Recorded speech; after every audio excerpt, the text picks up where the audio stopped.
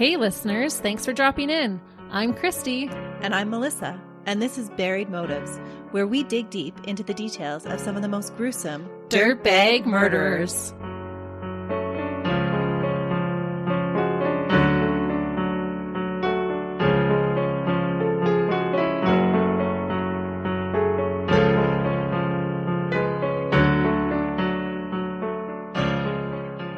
Hey listeners. Welcome back to Buried Motives. Thank you for joining us today. We are glad you're here. We are always glad that you join us, especially as the weather's getting a little bit nicer and people might be doing more things outside. Take us with you if you're doing chores outside, though.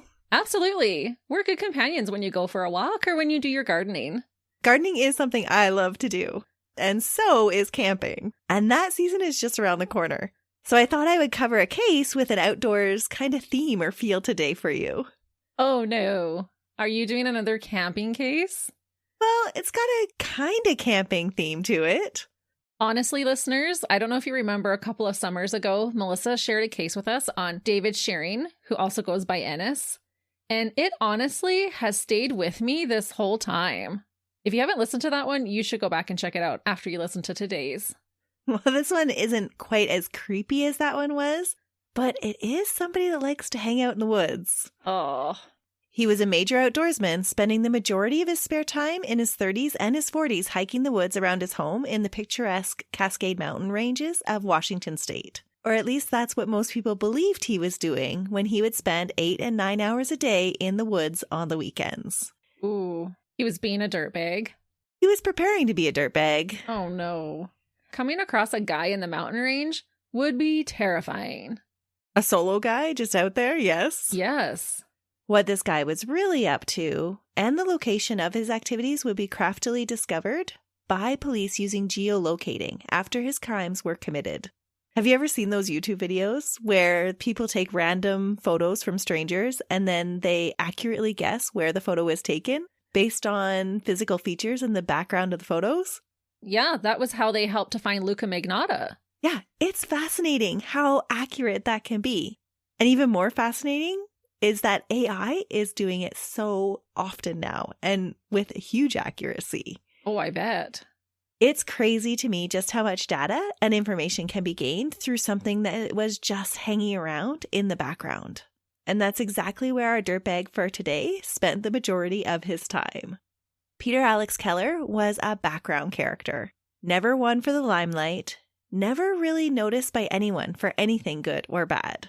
He was just one of those kinds of people that melded into the background of their surroundings. So a wallflower. Yes. He was born on December 17, 1970, to Peter Keller, who went by Pete, and Michaeline Mozeleski. He was one of 4 surviving children to his parents. Surviving? Does that mean they lost some children? Yeah, they had one stillbirth. Okay. The family grew up in Hillsboro, Oregon, and there were no known accounts of abuse in the family. Peter would later say that his childhood wasn't a good one, describing it as, quote, crappy, but he never elaborated on what he meant by that. Whether it was his home life or his school life, it's uncertain, but by Peter's point of view, he had a difficult childhood. But all reports by his siblings, his parents, people that knew the family, didn't say anything was off. Okay. That could go either way because our memories can be tainted by our perspective, or sometimes people don't know what's going on the inside of a home. Or those that do don't want to be honest about it. True. It couldn't have been an exactly happy family, though, because his parents did get divorced in October of 1979 when he was 9. His mother at the time was rediscovering her religious roots, and his father remarried in the spring of 1983. So it was a time of a lot of change in Peter's life. I believe he lived with his mother after the divorce until he started high school at Aloha Senior High School in Beaverton, Oregon. During his high school years, he first met his future wife, Lynette Rocha. Lynette was born on May 28, 1970, and was just a few months younger than Peter. She preferred to go by Lynn, and she was a shy person with an incredibly big heart. Lynn would later tell her crafting community friends that the two first met in high school, but that at the time, she wasn't really interested in this unassuming guy. She was with someone else, and he just didn't seem like he was her type. But when they met up a few years later, again through mutual friends, she saw him in a little bit of a different light. They gradually became the best of friends. Peter was someone she felt comfortable to be herself around. And after another couple years of friendship and a little nudge by her sister, Lynn and Peter started dating. It wasn't even a month into their dating when Peter started to talk about marriage. This honestly sounds like the beginning of a rom-com movie. Yeah, it does sound that way. And from Lynn's point of view, that was their marriage. Yeah. And with her sister nudging them to get together, that means that some people from the outside looking in felt like they were a good match together. Yeah, Peter was a nice guy. No red flags yet. No. But Lynn was a little bit put off by him talking about marriage so soon into their dating relationship. She just wasn't there. He was ready to take things to the next level, but she wasn't so sure.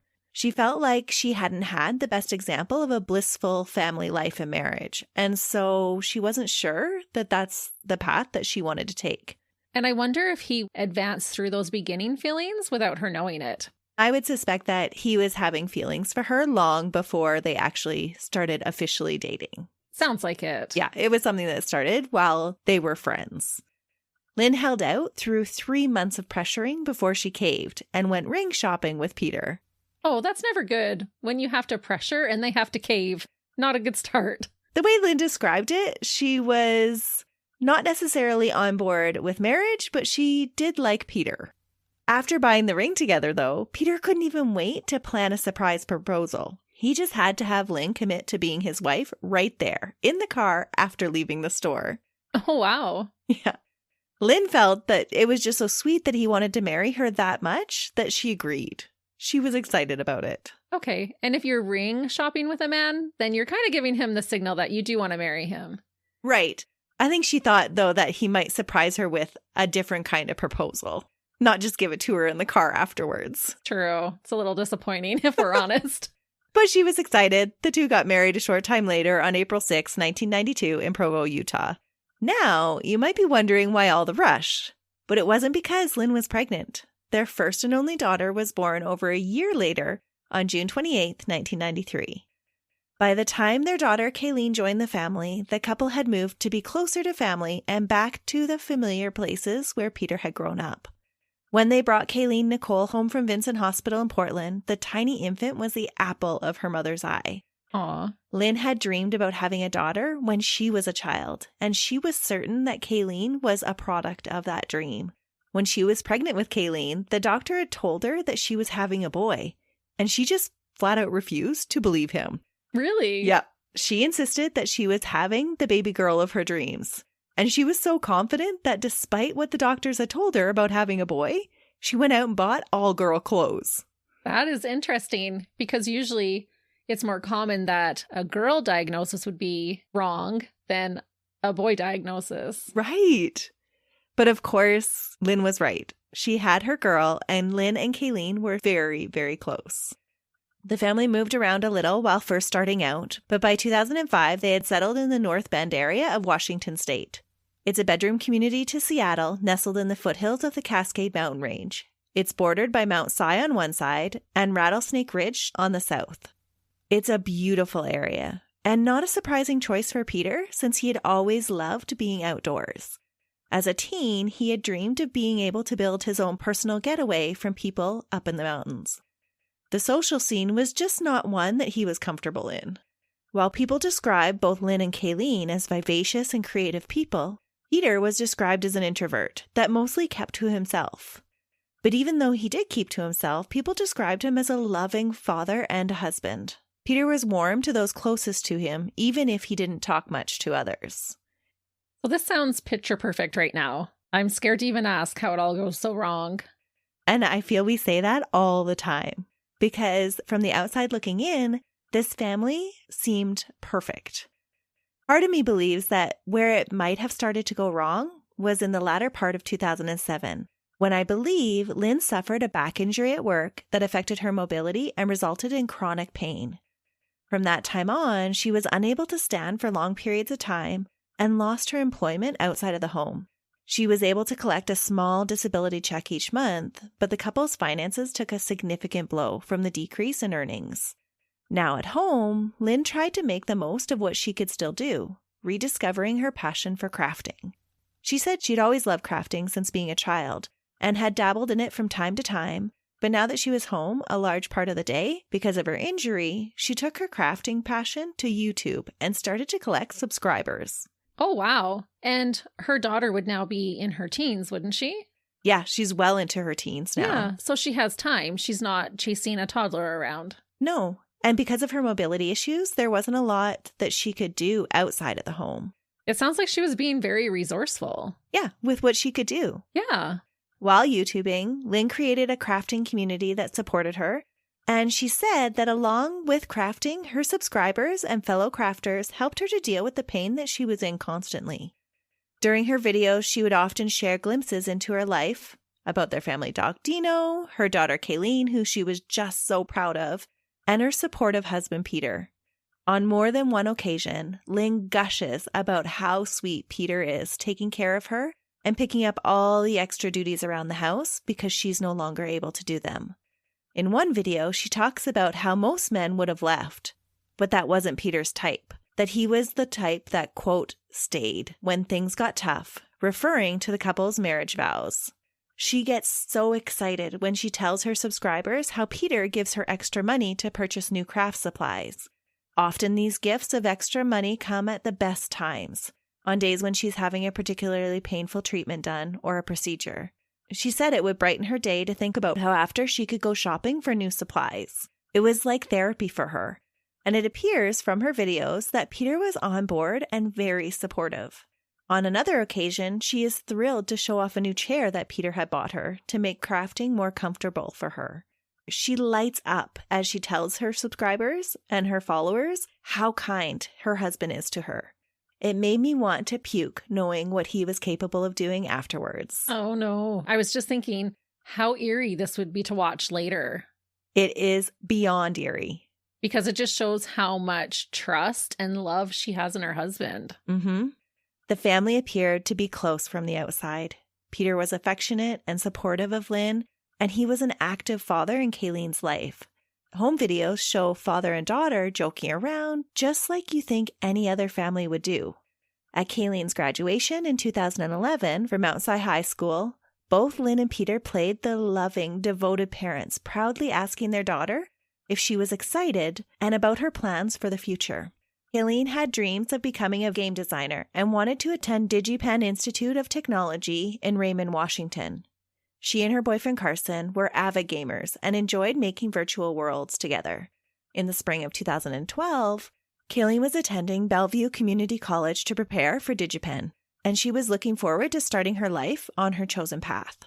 But that path would be forever altered by her dirtbag father. No.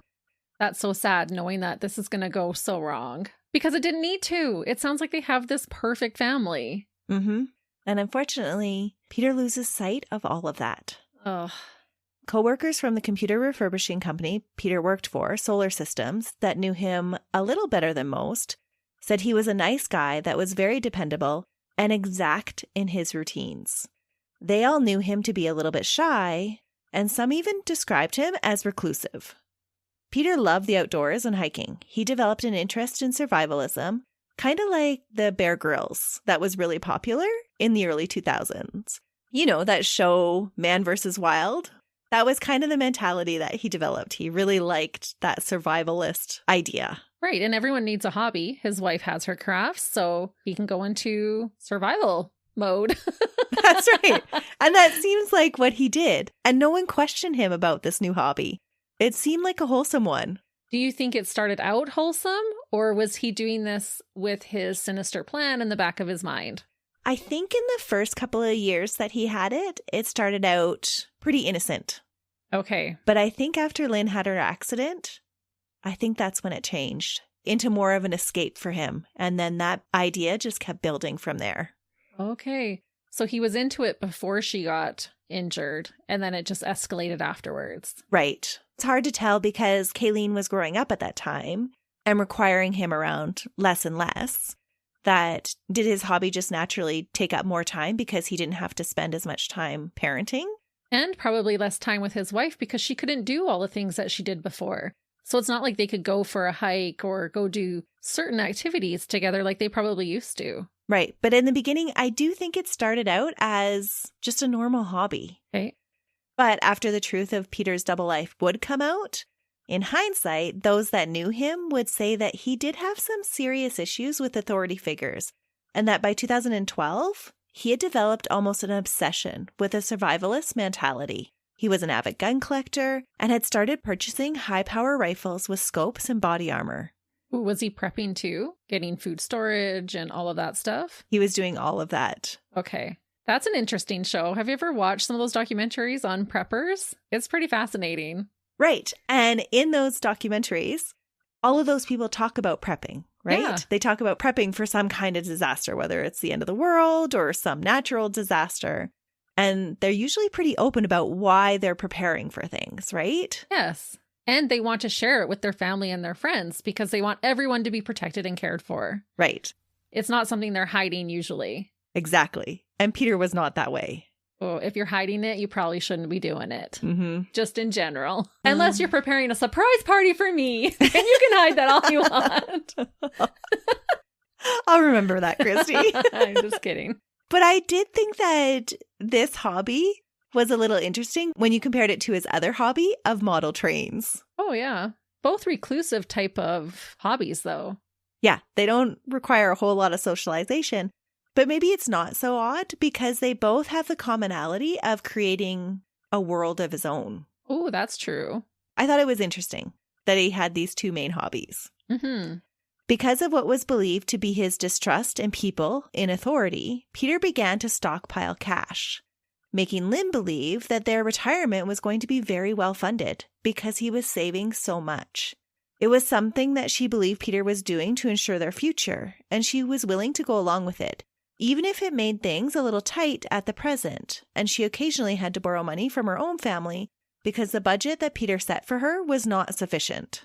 We've all felt that pinch from time to time. It's true. And I think it does give a little bit of insight to why she was so excited every time he would give her money to purchase crafts. Oh, okay, that makes sense. So he's totally controlling the finances. Oh, he absolutely controlled the couple's finances with a tight fist. Ugh. And kept several bank accounts in addition to the stash of cash as a way to save for the future.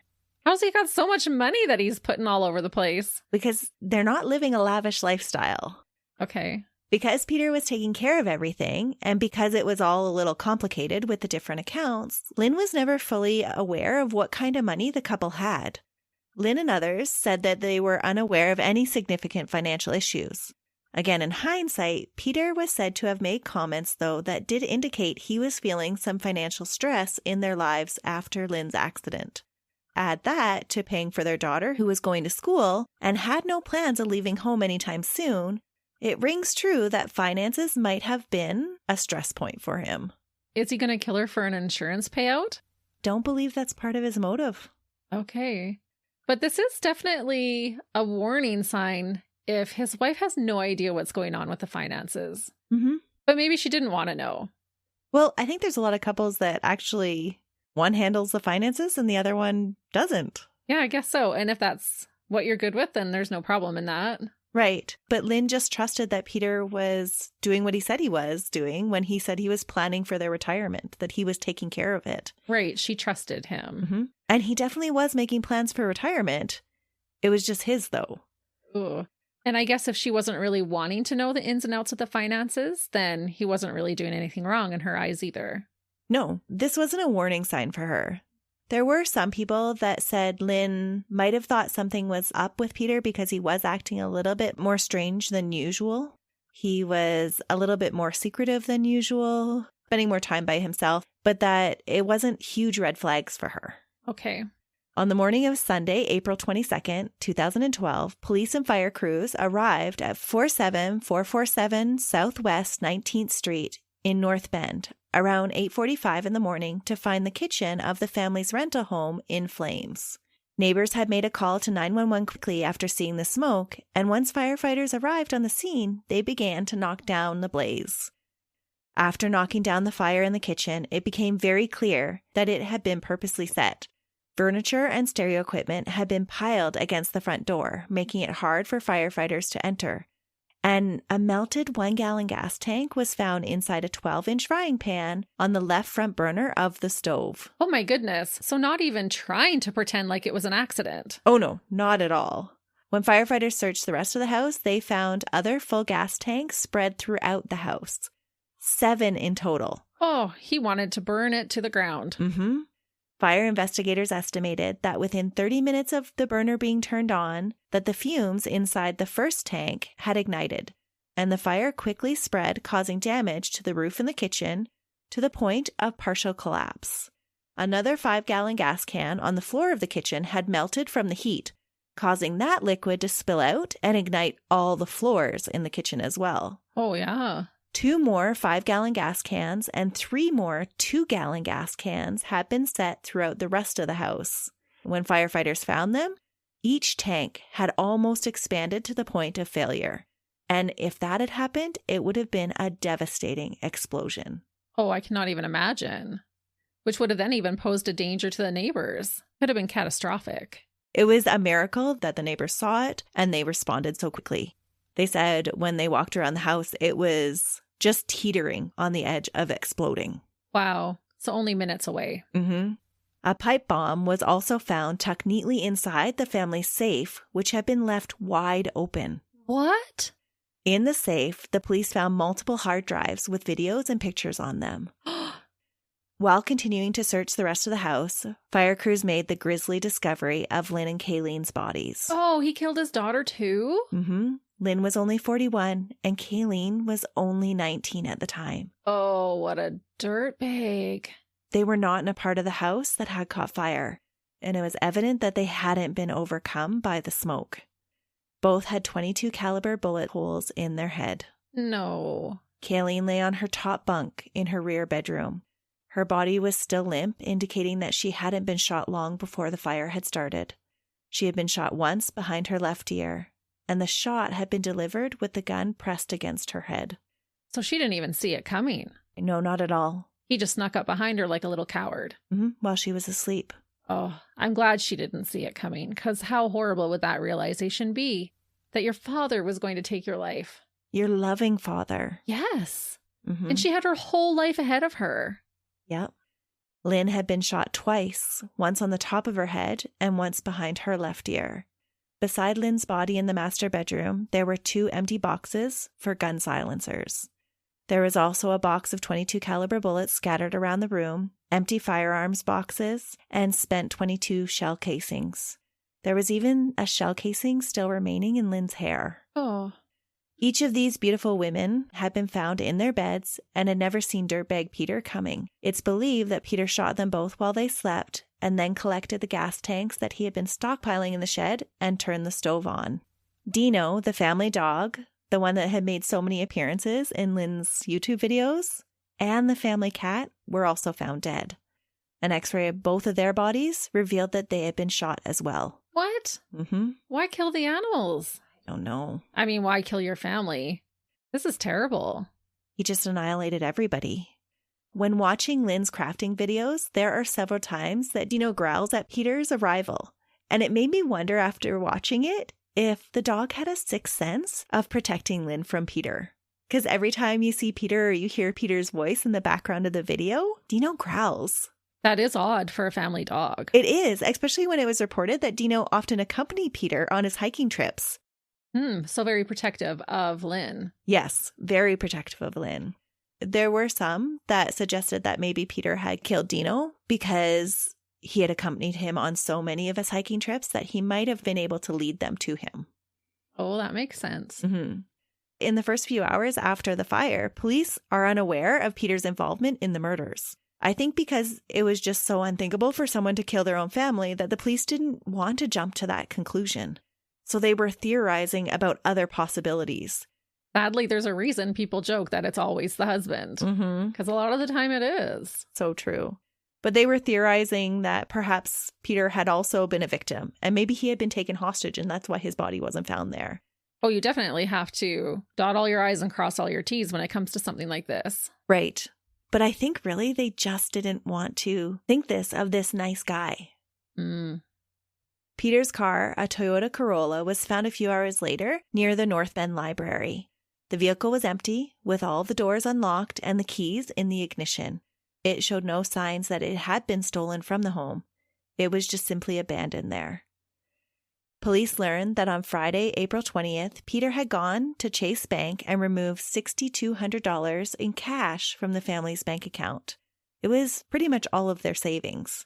Police tried to track Peter's cell phone, and they learned that it had been last used at 8:47 p.m. on April 20th. Lynn's cell phone had last been used at 9 p.m. on April 21st, and Kaylene had last spoken to her boyfriend that night as well, just hours before they both were killed. Lynn's family and friends were interviewed, and they said they had no idea that there was any trouble in the family. The couple had just celebrated their 20th wedding anniversary, just a few weeks before this happened. Oh, man. They knew that Peter frequently hiked alone in the woods. He had always been an outdoorsman. And they tell police that Peter is a survivalist, and he doesn't like authority figures too much. But that's pretty much all they share with the police. Peter hadn't been in contact with his own family since the previous November. And so they weren't much help in locating him either. Lynn's twin brother, Gene, said that they had visited the family on numerous occasions and never saw anything suspicious about the relationship between Peter and Lynn or between Peter and Kaylene. Coworkers of Peter's tell police that he had taken the time off work on the previous Monday, Thursday, and Friday, and that when asked when he was planning to return, he had told a coworker that, quote, he might not come back next week, the week after, or maybe never. That's ominous. Mm-hmm. His coworkers confirm with police that Peter is an avid gun collector and had recently purchased a silencer that he said he didn't tell Lynn about because it was so expensive. Peter had also confided in his coworkers that he felt that Lynn was going to suck all the money he had with her crafting. What? Mm-hmm. And the coworkers did admit that he had noticed that Peter had been more withdrawn lately, and he had assumed because of financial problems. Kaylene's boyfriend, Carson, also confirms that Peter has shown him his extensive gun collection in his gun safe, a safe that police found mysteriously empty. A recently purchased laptop also was never recovered from the home. Carson tells police that a couple of weeks before the fire, Kaylene had told him about her father having a, quote, fort in the woods that he called Camp Keller. Recently, Lynn and Kaylene had seen photos of it, and Kaylene said that her father explained it by saying that he was preparing for the end of the world, which probably seemed on par with his survivalist mentality. Mm-hmm. Kaylene told Carson that her father had become this kind of doomsday prepper, and that's what he had been doing in the woods when they had all believed that he had been hiking. He had been building a bunker unknown to her or her mom, that he was a survivalist and had planned to outlive the apocalypse. Oh my goodness. So he's building this whole entire bunker and he's worried about his wife buying some glue and scissors? Yeah. Apparently she's the one that's spending all the money. Right. It does seem interesting that that's his perspective. Peter's perspective is very skewed, as you're going to learn. And it seems like it's all about him. Oh, absolutely all about him. Whether this was actually the true motivation for building the bunker is up for debate. So is if Peter actually believed the end of the world was coming. December 21st, 2012 was the day the Mayan calendar predicted the end of the world would happen. So there were lots of preppers around this time who strongly believed that the world was going to end. As part of the investigation, police start to view the contents of the hard drives that were found in the safe. Through the videos and pictures, they establish a timeline. Peter had begun to build the bunker around 2004. The recordings show that Peter had started to keep his own vlog of the construction process along with his thoughts when Lynn had been growing her YouTube following. It made me think that he was almost maybe jealous of her, that she was getting all of this attention from her subscribers and her followers. And so he decided, well, I'm going to start vlogging my own. But not going to post it. I'm just going to pretend. Right. Like when I was a kid and I used to have a pretend cooking show every time I would make something and I would talk into the imaginary camera. Right. But yours weren't so sinister. No, mine were delicious. Yes. But I think you're right. This does speak to him probably having some jealousy or feeling left out. Yeah, maybe. I don't know. I just found it very curious that originally all of the documentation of his construction process that they figured started in 2004 was drawings and pictures. And then as Lynn started up her YouTube channel, that's when he starts vlogging as well. Okay. Or he just might not have really thought of doing it and she might have just given him the idea like, hey, I could do that too. Maybe. We just know he's a dirtbag. So we're looking at him with a scrutinizing eye. That's right. The videos he recorded are disturbing as he talks about the bunker's construction and this big task that he has to do that he's not looking forward to. So by the time he starts to vlog, he's well into his plan, and this bunker is no longer being built for the end of the world. Just for the end of his wife and daughter's world. Yes. Ugh. In hindsight, it is clear he is talking about murdering his family in these vlogs, saying things like, quote, "the part I'm not looking forward to." Experts have pointed out that Peter's actions didn't fall into a classic doomsday prepper kind of behavior. In his vlogs, he didn't talk at length about the end of the world at all. It was more about his wish to escape people and society. In the videos, it is very apparent that Peter has a very low opinion of himself and of his life with Lynn and Kaylene, saying that he's not good looking, describing himself as having no personality. And in one video, he says, quote, "this year's been coming to terms with how pathetic I am." Oh, yeah, you're right, Peter. You should have just went and hidden your bunker and left those two women alone. I don't know why he wouldn't do that. As he makes self-disparaging comments, he makes several takes of the openings of these videos, which would indicate that despite what he is saying, he does actually deeply care about what people think about him. Yeah. During the videos, it is all about him, which just makes it more sad when you view Lynn's videos and his side by side. Oh, what a contrast. Because she's talking about her family and how she loves her husband and daughter. Yeah, and how great they are and how grateful she is for them. And he is just all about him. He did not deserve her from the beginning. No. He wasn't able to see how much his family adored him or how good his life really was. Instead, Peter just focused only on the negative and convinced himself that life would always be the same mundane sort of existence that he had created in his head. With this belief cemented, he began to believe that the only way out for him was to escape his own reality, similar to the way Kaylene did in her video games.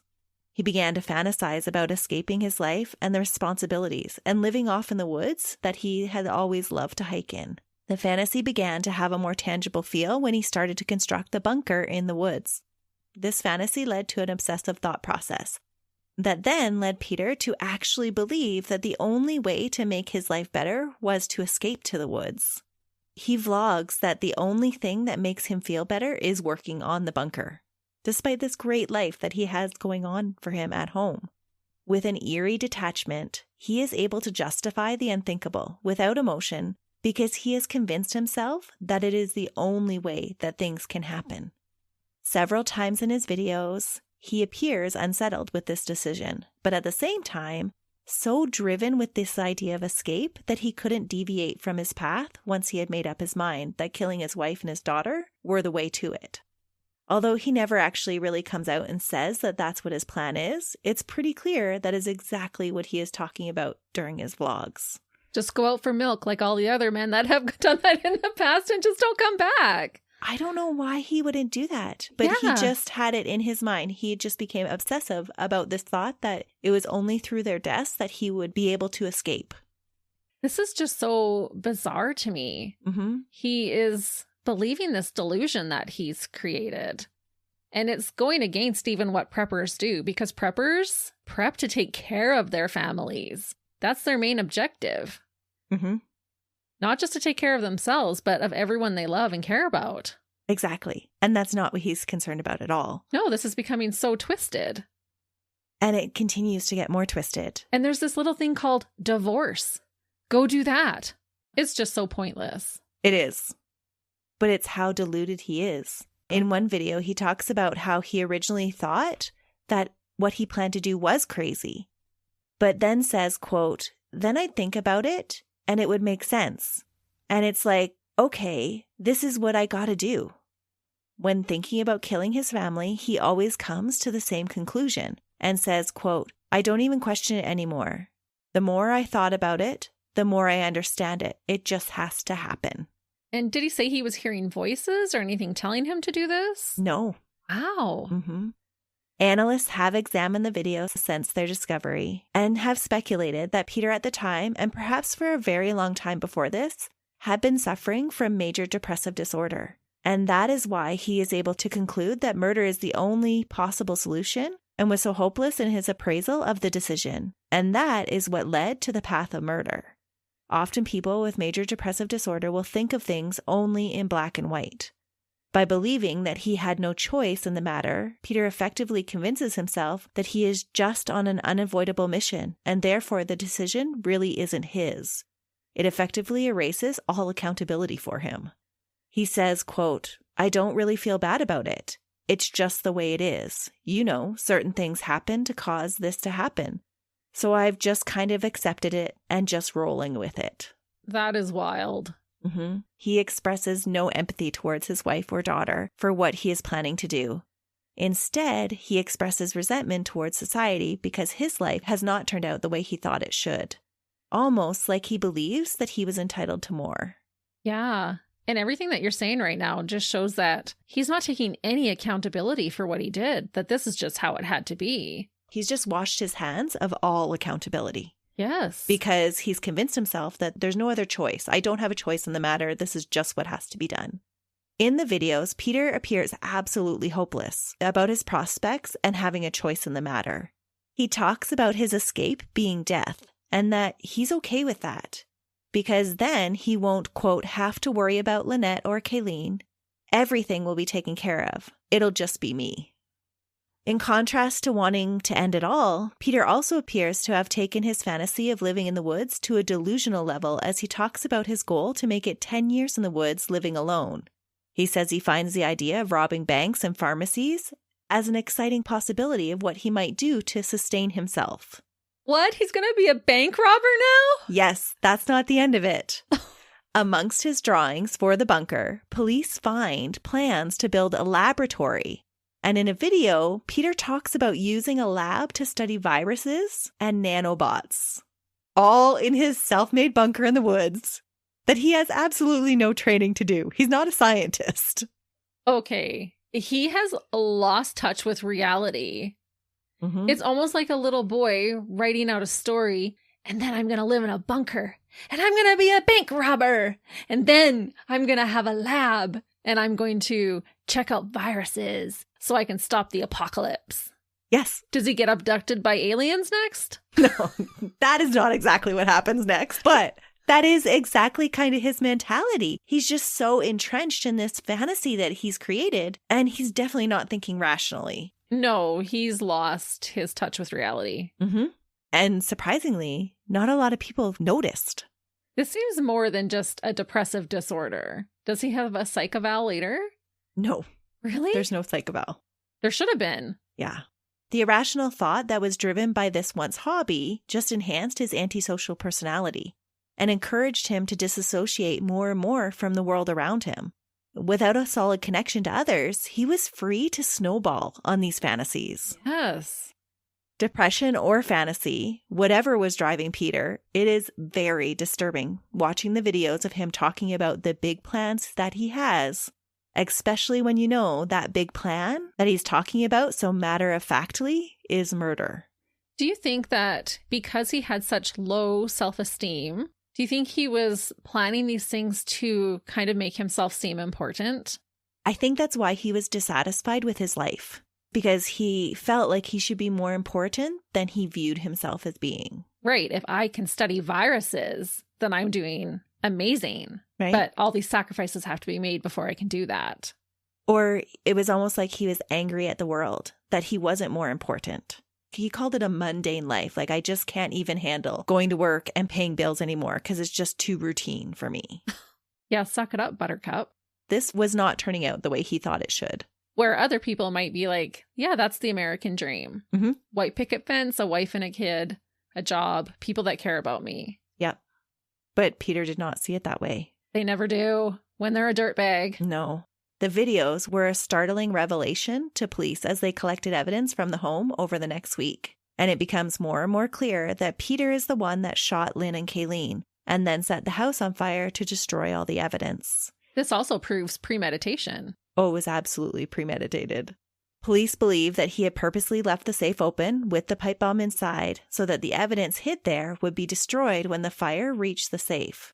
What he hadn't planned on is that the neighbors saw the fire so quickly and firefighters responded so quickly. Because they had responded so quickly, it preserved all the photos and videos that were hidden on the hard drives.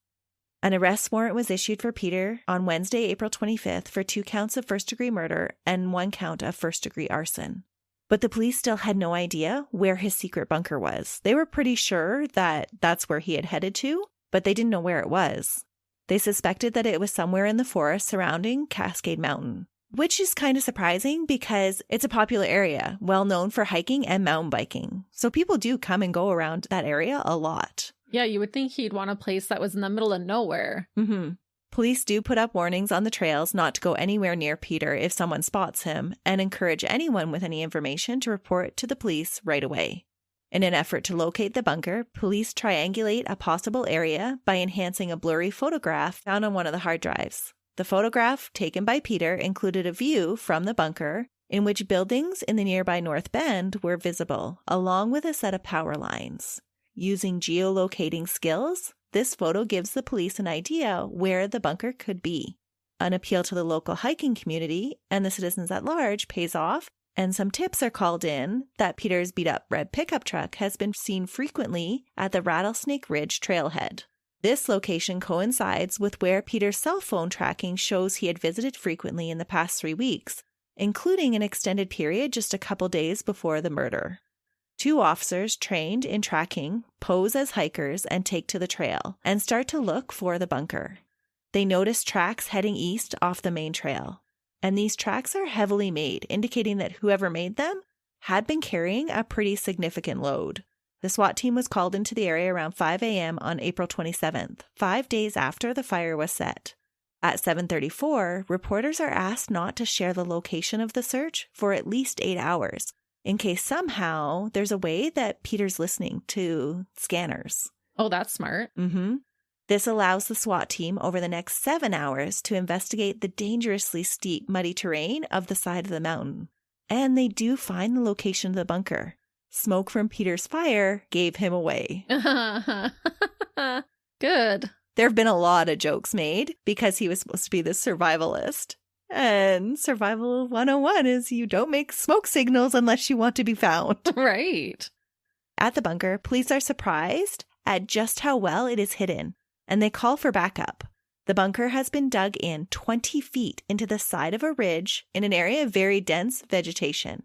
Examining it closely, they were able to identify several entranceways and ladders that they believe led into the bunker. That was so much work. 20 feet into the side? That's only the beginning. And you said he started in 2004. Mm-hmm. So he's been working on it about 8 years. Wow. Police, fearing the amount of guns that Peter has and possibly booby traps that he set out around the bunker, have to come up with a way to get inside of it. They made attempts to throw tear gas into the bunker, but it didn't flush Peter out. They didn't know whether the gas didn't penetrate the fortress or if Peter had included a gas mask in all of his planning. Oh, likely. Either way, multiple attempts didn't work. So Peter saw them coming. He was sitting at his fire and then saw them and ran into his bunker. Well, his fire is actually inside his bunker. In the bunker? Yes. I'll let you know a little bit about the bunker. Ooh. But trying to get into it, the next idea that the police come up with was to try and flood Peter out. Oh. Because there's a local stream and they're like, okay, we're just going to shove a hose through this window we found and we'll just flood it completely out. It wasn't really feasible because they had to haul in so much equipment to get it done with. Remember, they're up the side of a mountain. It was about 1,300 feet up. Wow. If he had put this much work into his marriage and life, my goodness, things could have been so much different. So true. The last idea was to blow the top off the bunker with explosives. When in doubt, you just blow things up, right? On the side of a mountain. Yeah. Nothing worrisome about that. It made me wonder if they were just getting tired. At this point, it had been 22 hours into the standoff.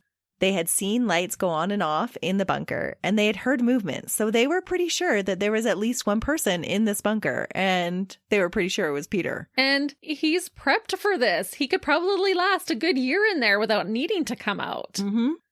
The explosion, though, had to be done really carefully to preserve any evidence and to take Peter alive. As police prepare the explosives, they hear a pop. In the commotion, it barely registers. Less than a week after shooting his wife and daughter, 41-year-old Peter Keller shot himself. Oh. Just like he said he would in his videos if he was going to be caught.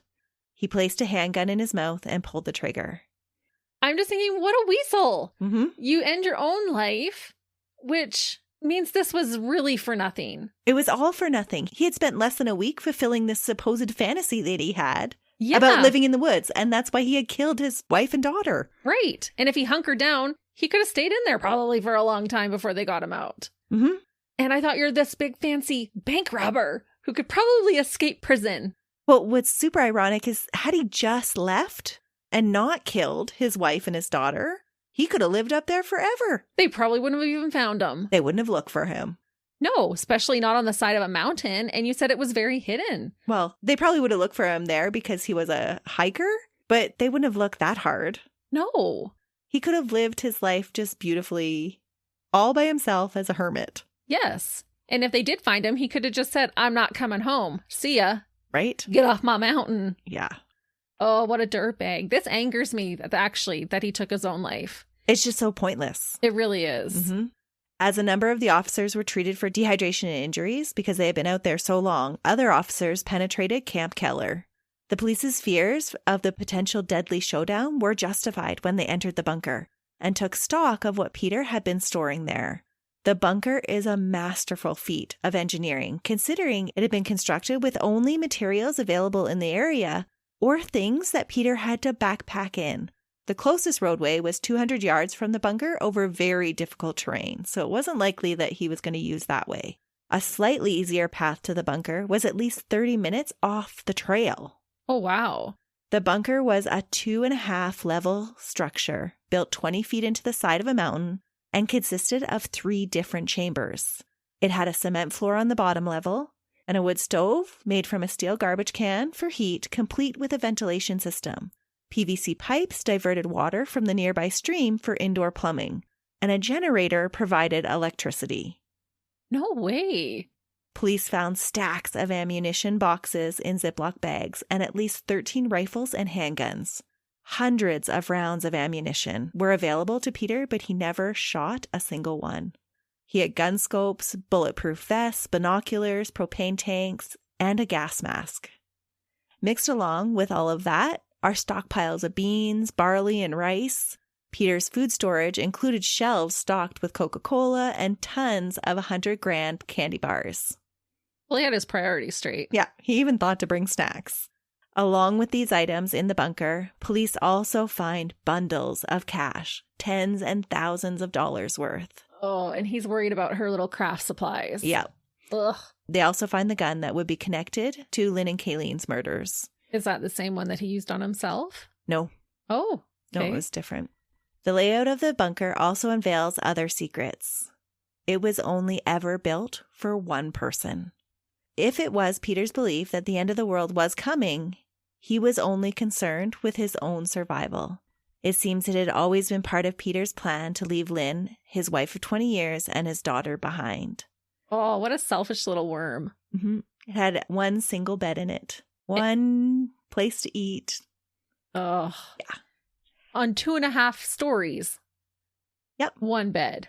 Yeah. They figured it was just over 200 square feet. Wow. Which is actually a pretty decent size. Well, for a bunker in the side of a mountain. Mm-hmm. Wow. Lynn and Kaylene were laid to rest on May 5th together for eternity. Lynn's family announced that they would use the money found in the bunker to establish a scholarship fund in Kaylene's memory.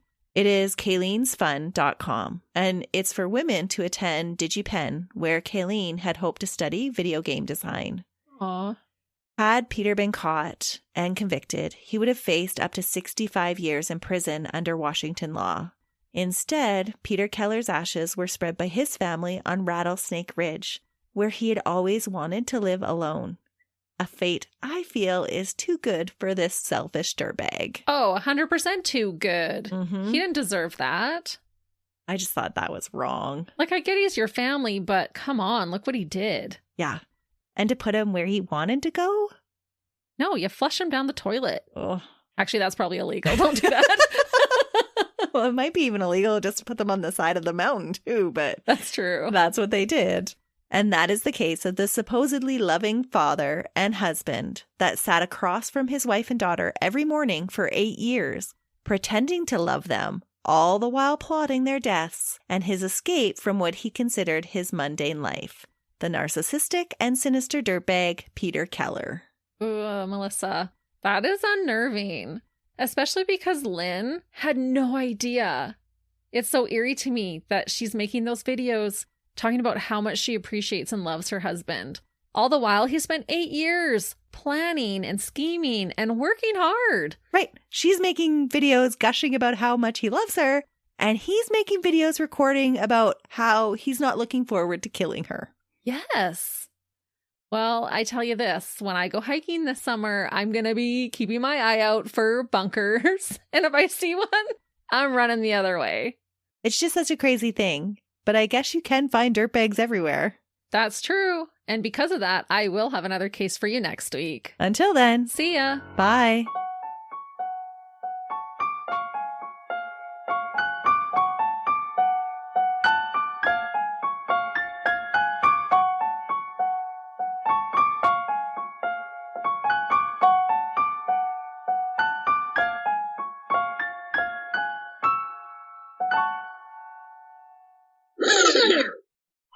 Okay, now I have to talk normal because I am recording right now. Oh. This is our test. Good luck testing when we're already laughing.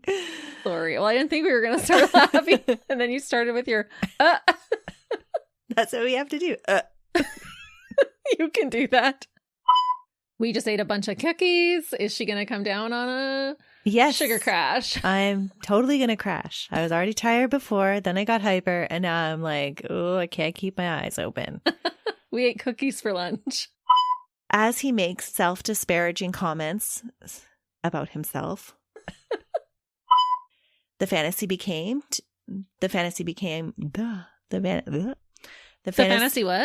began, not became, being death. Sorry. Sorry.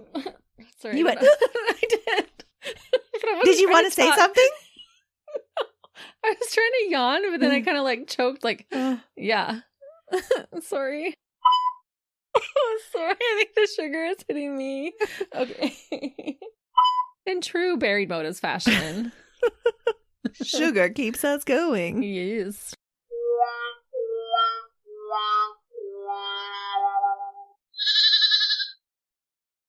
Another Sound Off Media Company podcast.